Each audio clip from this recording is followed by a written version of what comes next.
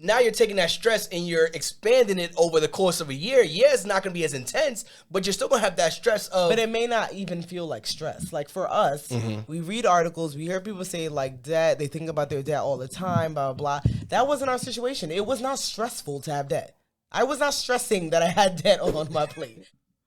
So what's going on, guys? Welcome to another episode of the Hartzog Hustle Podcast. We are your hosts, Anthony and Jhanilka Hartzog. What's going on, man? Nothing much. Happy to be back. Our goal is to help 9-to-5ers create more impact, income, and influence outside their jobs. And if that is you, you should be here listening to this episode. And what I'm here to do is remind you guys to please leave us a review. Make sure that you're writing a review. Make sure you're subscribing on YouTube, following, commenting, all of the above. It helps us to continue to grow. And some exciting news about YouTube. We're now able to monetize because you guys keep watching and subscribing. So thank you very much. Yes, we appreciate that. So on this episode, we'll be talking about creating the life that you want to live. This is an important conversation because our coach said, do you want to make $1 million or do you want to make $5 million? And that takes a different level of comfort or discomfort. So when we talk about creating the life that you want to live on this episode today. Especially going into the new year, we're in the last month of the year. So how do you prepare for 2023? Yes. But before we get to that part, I want to talk about a topic that I like when they see things on social media. Wait. I got to do my review of the week. Okay, go ahead. So I'm prepared. Review of the week is from Money Mar. They said, I saw this podcast on Twitter and I figured I'd give it a shot. I like the laid back flow and how they're interviewing guests at different points in their entrepreneurial journey. I'll definitely be listening more. Thank you, Money Mar, for tuning in, which reminds us we are wanting to get more guests on here as we really enjoyed the ones we had at the beginning of the few episodes that we done. So thank you, Money Mar. Yes, and if you would like us to interview more people, let us know. And we talk about the reason we haven't been interviewing people because there's like so many different ways to interview, but we wanted to make sure you guys knew about who we are, what we're doing before we brought people onto our own platform. It's like when you have a house, right? And you want to get your house settled. You want to get the couch. You want to get the furniture. You want to get the lighting right. You want to get everything out right before you start bringing people into your house. And you want to get to know your neighbors. And you guys are our neighbors. So before we start bringing people into our house, we want to make sure you guys trust us. You're comfortable with us before we bring random strangers that you may or may not know into our home. Oh, we had people on the podcast. Yes, we've had people on the podcast. And if you haven't listened to those episodes, make sure you tune into those because those were great guests as well. Yeah, we actually interviewed one of our previous students on the last episode. NASA engineer makes $100K in the cleaning business. That was our first previous one before that. Our first interview that we did with someone else that wasn't in person. The last 5 that we did have was in person, which we like that vibe better. So getting the schedule and all that together is quite difficult. But you said you saw something on Twitter, that you want to talk about. I always want to talk about things I see on social media, but this is something I just literally brought to you today. So I got an email from someone saying, do you want to buy a laundromat for like $1.1 million? Okay, yeah. And you immediately said no. No, I didn't say that. Break down what I said. I said, is this a thread? And you said, everything's a thread. Yeah, it was probably a thread, but... And then, I actually didn't say no. What'd you say? I said, is this a thread? And then you said it's 1.1 million, and then you said their net profit. Yeah, I said and I think that's low. I didn't say no. You said, we're not going to do it, but I literally didn't say no. But you asked a question that I thought was a very important question. What? And it's going to lead us into our topic today. Okay, go ahead. Do you remember what question you asked? No. The question you asked was, is there a operations manager in place already? Oh, okay, yeah. Is there a manager in place? Is there a manager in place already before we even proceeded? And that is a very important question to ask yourself. Not if you're going to buy a business, but to create the life you want to live is important to know before you do anything. What's your expectations before you go into this journey? So I thought that was a very good question that you asked. Is there an operations manager in place? Because if there is not, it's a hell no.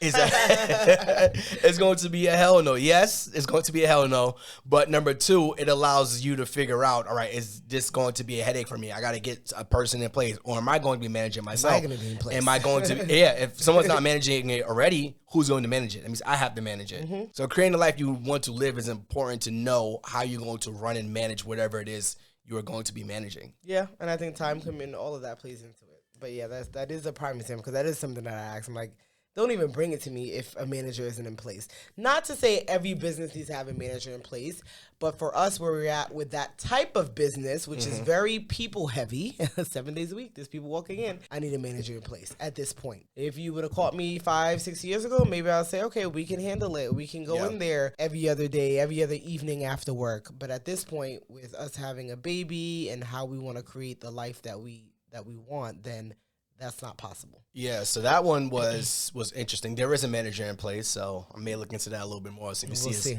us owning a laundromat down the line. Do not be surprised. Was that in Dallas, by the way? I just wondering. It's in Fort Worth. Oh, so in Dallas, yeah.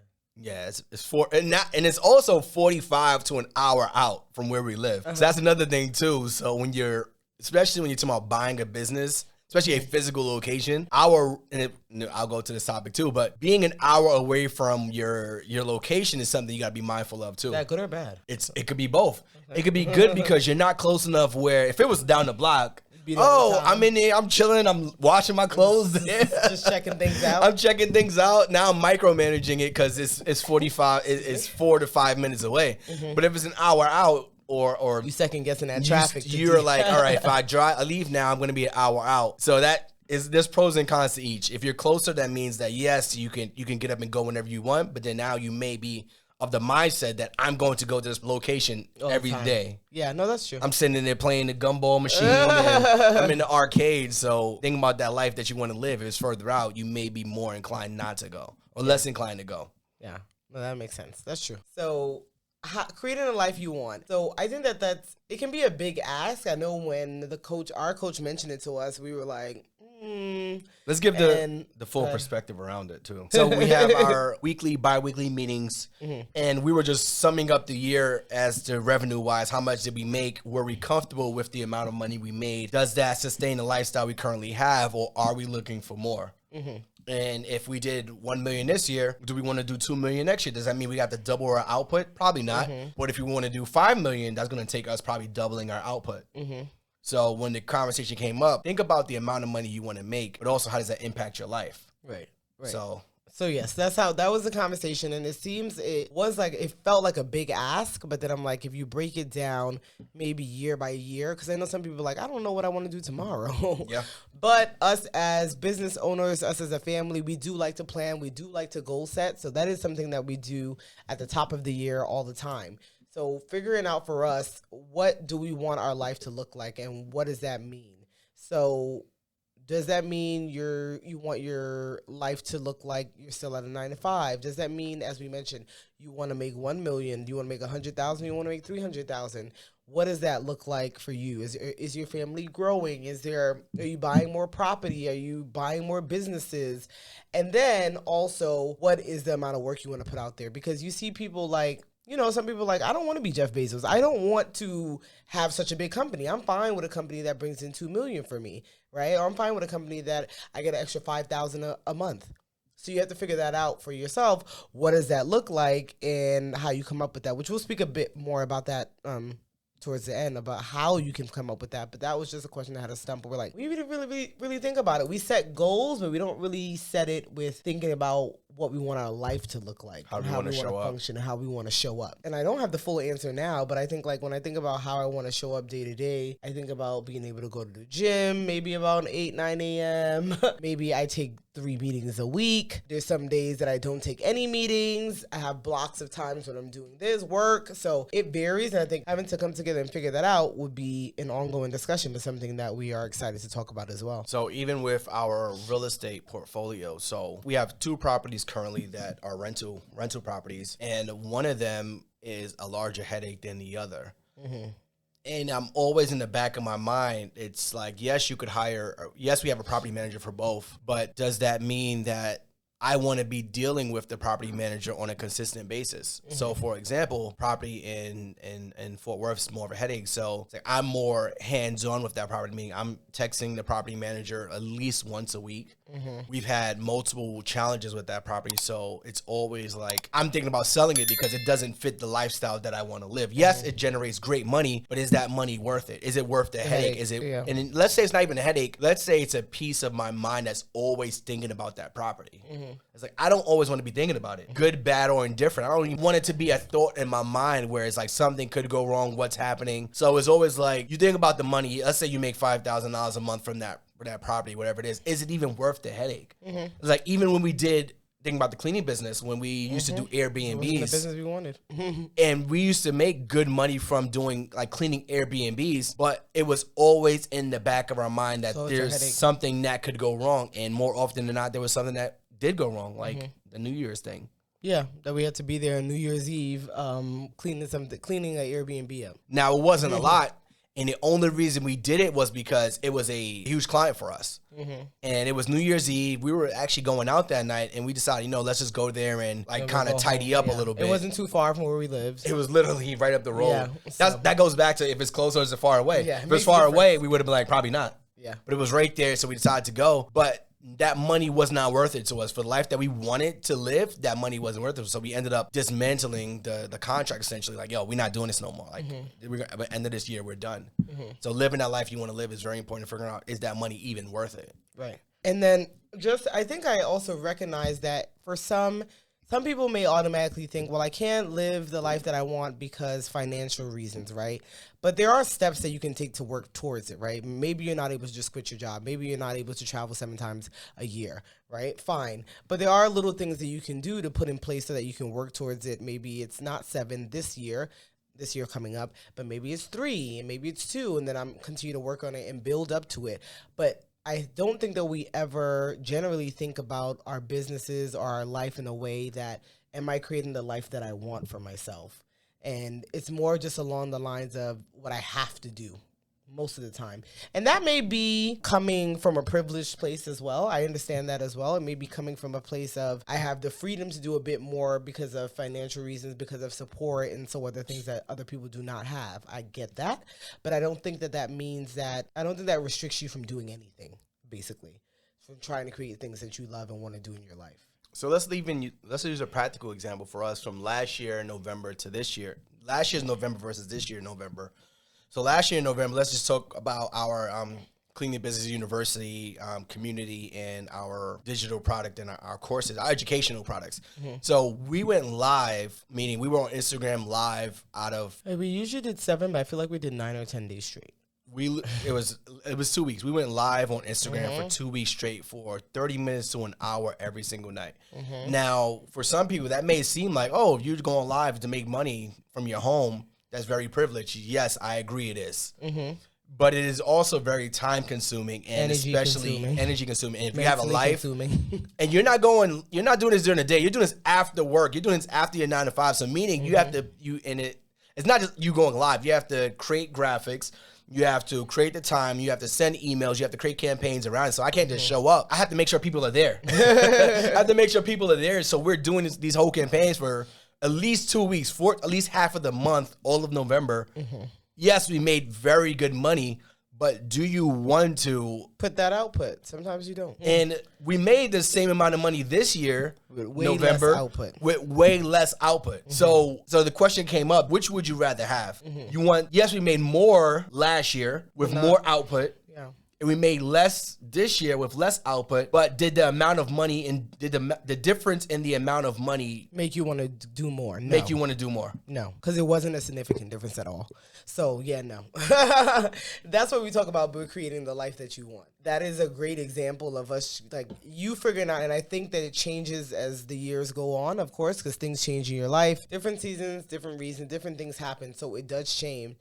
Sometimes you're in grind mode, sometimes you're not, and vice versa. So just creating that life, thinking about it, I think this is just a good start for you to even think about, what is the life I want? What is the output I want to give?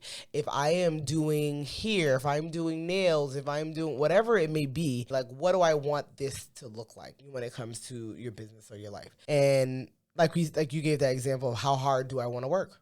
How hard do I want to work? I was talking to one of my friends, and he runs a business, and we were literally sitting there trying to outline. he's like, all right, I got debt. And he was in the same situation as us. I got debt. My wife doesn't understand. Why do I want to pay it off? I see you guys' story, and it makes me want to pay it off. And he said, if I go hard for maybe 3 to 6 months in my profession, I could probably pay off this debt. But that's quick. I also have a new child, and I'm also trying to figure out our new marriage. So he's like, I don't know how to explain that to my wife, where if I go hard for these next 3 years, yeah, I'm going to miss eating out with you. I'm going to miss time with, our new kid. I'm going to miss family time. It's going to take me away from the family for 3 to 6 months. She's like, it's not worth it. And in my mind, talking to him, I'm like, yes, it is worth it. He feels like it's worth it. So how would you approach a situation like that? Well, something like that, I feel like if it's going to take you 3 to 6 months to grind it out, maybe instead of grinding it out, it will take you 9 months to a year. Okay. And so you're saying prolong it? Yeah, I'm saying drag prolong. Yeah, like there's no rush. The only reason why I say that mainly as well, I think it makes a difference if it's just me and you. I could buy my own meals. I really don't need to go out with you. Or I go out with friends. I could sacrifice that for 3-6 months. Okay. But I think when you involve a kid and me as a woman or something having to do it by myself, that's where it's like, no, you're gonna drag this out because there's no rush. We could pay it off in 9 months. We could pay it off in a year. It's not gonna make a difference. So that's my thought. So with you dragging it out, you're also dragging out the lifestyle that is probably hindering you from growth. That's how I felt about paying off our debt too, right? And that's why we took long, because I'm like, that's okay. And I'm going to say the same thing. That hasn't changed for me. That's okay for me to say, like, okay, we can drag it out a little bit in order to still have my sanity and still go work towards the goal. Yeah. That's the way I think about it. I don't feel like, I think it's still a good compromise, because I'm like, it's still going to get done. And it's not like there's a rush. Unless something's happening. Like, we know there's something happening that we need to pay it by 3-6 months, or we're like, no, we're building a house. We don't want to go into the house with debt. Like, that's some, depending, whatever it is for you. If something's happening, that's different. But if we're just trying to kiki and just do it because, I would say just, because I'm thinking about it like this: if we have a kid and we're newly married, it's the same situation as we had. We just didn't have a kid, which is a big. So now I'm thinking about if we could pay off this debt, remove this expense as soon as possible while the kid is still young, we could create that life that we want to live. Meaning we could fund the child's education. Well, what's a year compared to 6 months? I'm not saying you're not doing it. Let's be clear. I'm not saying you're not doing it. I just said instead of 6 months, let's make it a full year for you to do it. And this wouldn't take you, because then it wouldn't take you away from the family as much. It wouldn't feel as strenuous on the family as much, and so on and so forth. So you're literally taking the stress and you're pulling it. You're stretching it out.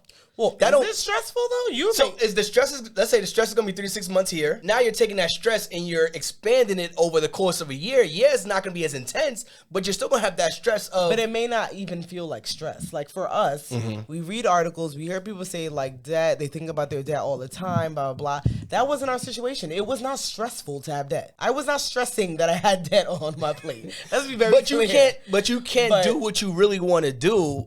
I mean, you can.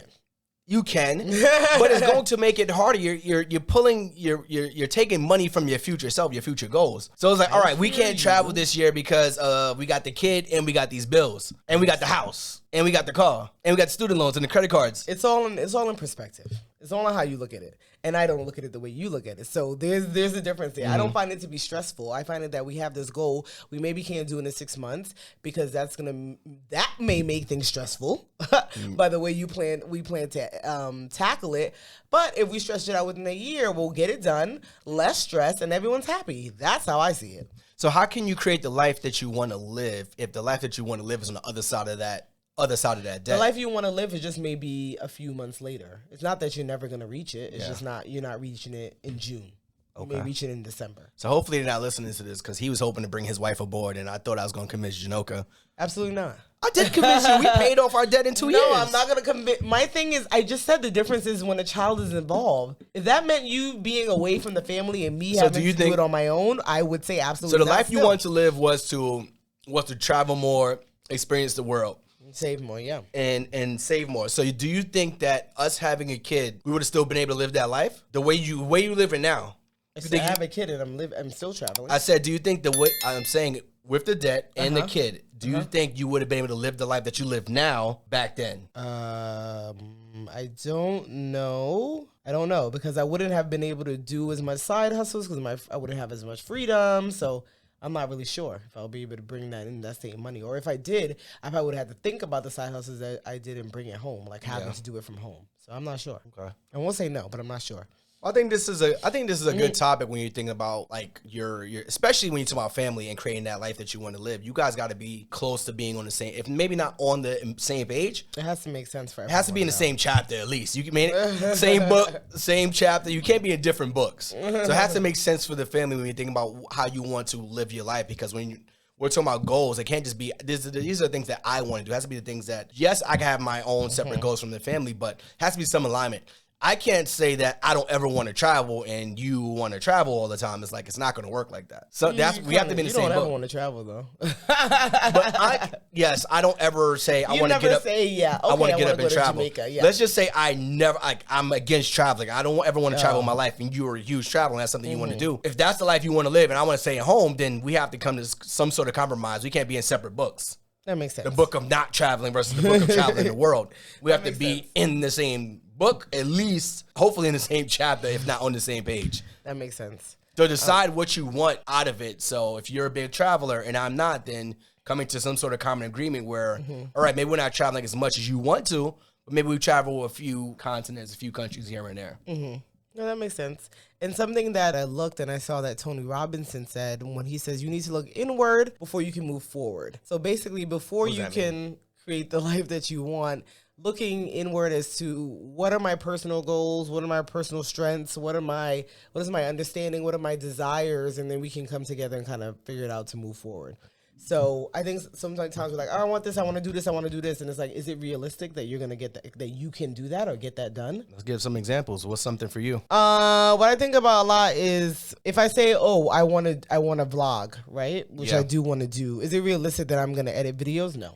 Okay. It's not. So then I have to figure out if I want to do that, what does that look like for me? Do I have to pay an editor? Do I just not vlog? How do I figure out? Do I eventually learn how to edit? So things like that. I'm going to give you guys some practical advice. Who, not how. This is a book by Dan Sullivan.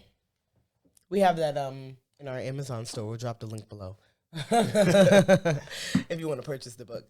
But yeah, so that's just a prime example. So looking inward for myself before I start to set these goals of the life that I want to live, is it realistic that I can live that life? Is it realistic that it's possible? Like, for example, another example, if I want to say I want to quit my 9-to-5, is it realistic that I can? Do I have the financial means to do so?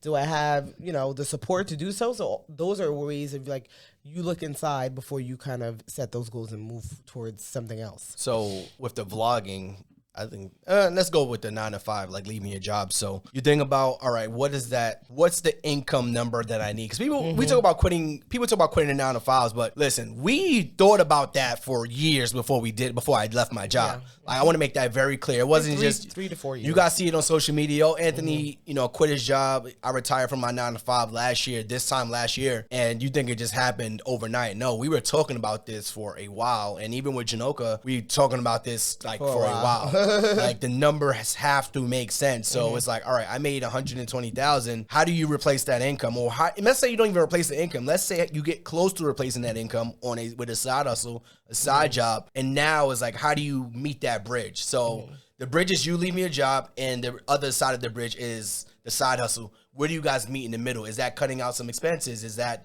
doing something else? So I think that's very important in finding out how to get to that looking outward part. It's not just you doing it today, but looking outward. What does that look like for you in the future? So we did say that we'll get into, when we were speaking about just what it is to create your life, but we did say we will get into how you can start to create the life you want. Now, we are not, what's the word I'm looking for? We'll just get into it. Because I feel like when you think about that, you think about like spiritual people, life coaches. I am a therapist, but not in this setting. But I think, yeah. You understand what I'm saying? When you think about, I think about that vibe.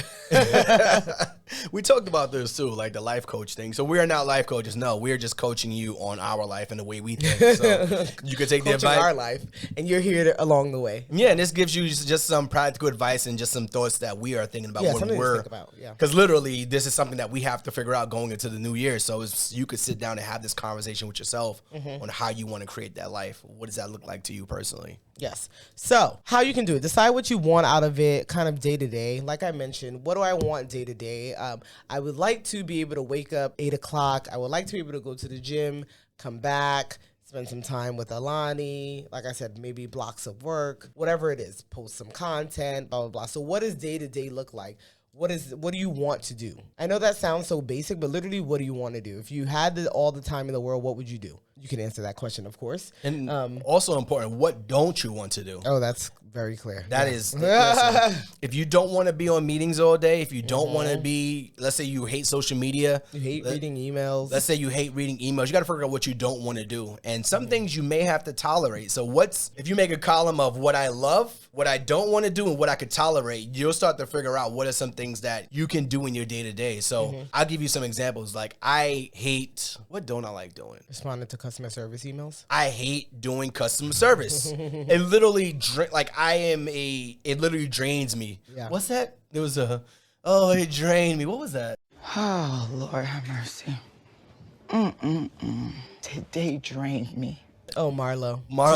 Today drained me. She went to sit on the bed after the argument. I literally logged into our customer service inbox and I saw 5 emails and I said, I think I yelled to you. I hate doing this. I was like, what? I literally said, I hate doing this. So we have different businesses and different things that are managed by either me or our team. And this is something that I haven't gotten to outsource just yet. So it literally drains me. And I always get upset. I always get upset when I log into the inbox and I see a bunch of emails because I know those are a bunch of problems that I have to solve. And yes, it is something that I can be grateful for. I know that each one of those emails mean that there's money behind it somewhere. Yes. But I am grateful for that. Being able to create the life that I want to live requires me to remove myself from that aspect of the business. Yep.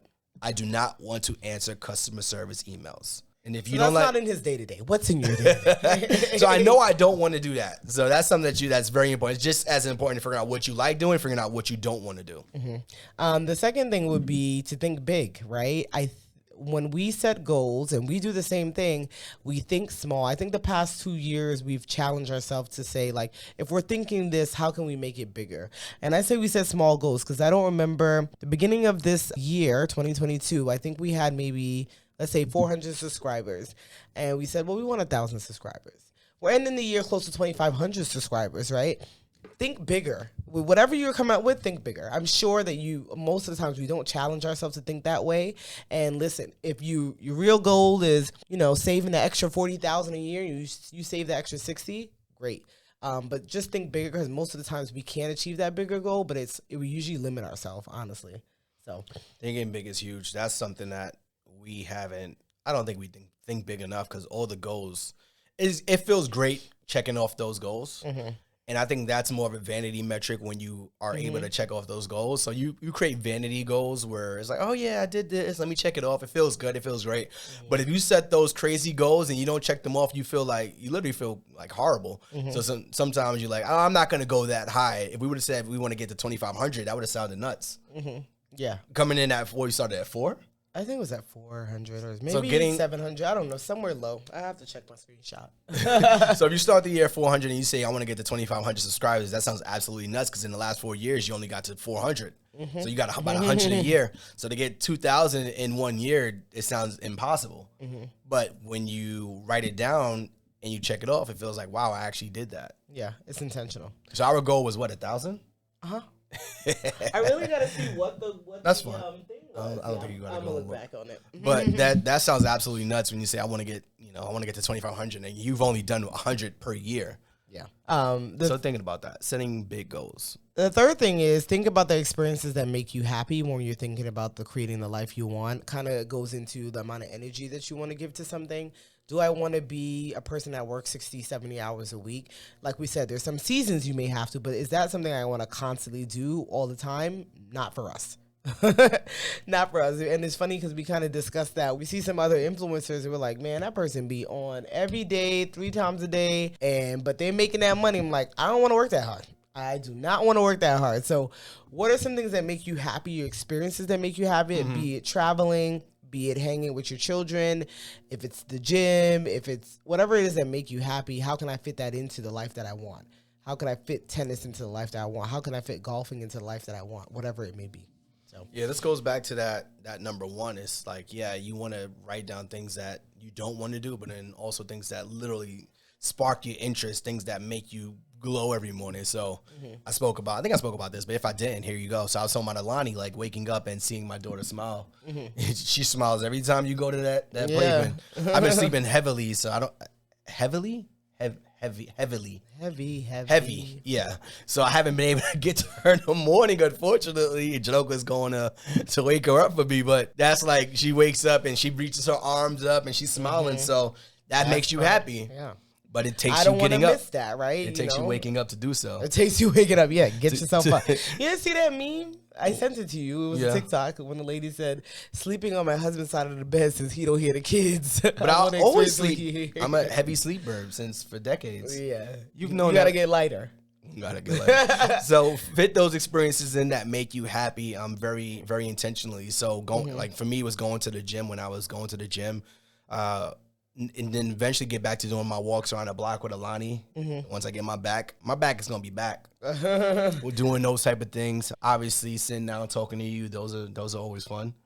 When we're not watching Housewives. I knew you was going to say that. When we're not watching Housewives. So get back to those things that make you happy every single day. Support and telling other people. So our support would be like our coaches that keep us on track with that. So that's how we tell other people like what it is that we want to create so that they can say, hey, you said you wanted to do A, B, and C. What's happening with that? And I know a lot of times we don't like to share because we get scared that if we don't accomplish it, it feels like a failure. But it can just be like maybe there was a setback. Maybe there was one little thing that was holding us back. And speaking to someone about it makes us say like, oh yeah, I can do that. And that happens in our community a lot when we go on Q&As that somebody said like, oh, I had that same thing happen. Thanks for explaining it. A 5-minute thing was holding you up for 3 weeks. Word. So having the support, telling someone about what you're looking to do, the life you're looking to create in general, may it be 5 years from now or just next year, is important. Like we joke with our family and friends because we went to the Cowboys and Giants game for Thanksgiving,